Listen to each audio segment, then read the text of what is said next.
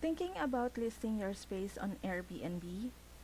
Before you dive into pricing, cleaning checklist, or welcome gifts, there's one step that separates amateurs from pros: business insurance.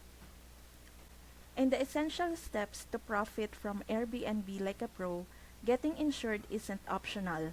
It's step one. Why? Because one unexpected accident, like a guest sleeping on the stairs or damaging your property, can wipe out all your profit. Or worse.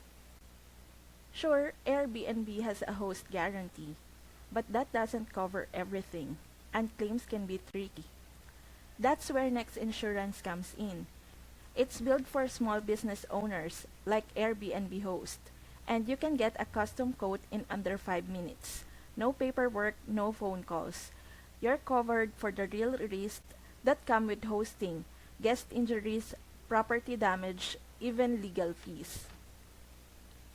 If you're serious about treating your Airbnb like a business, this is your first move. Click the link in the description to get started with Next Insurance today.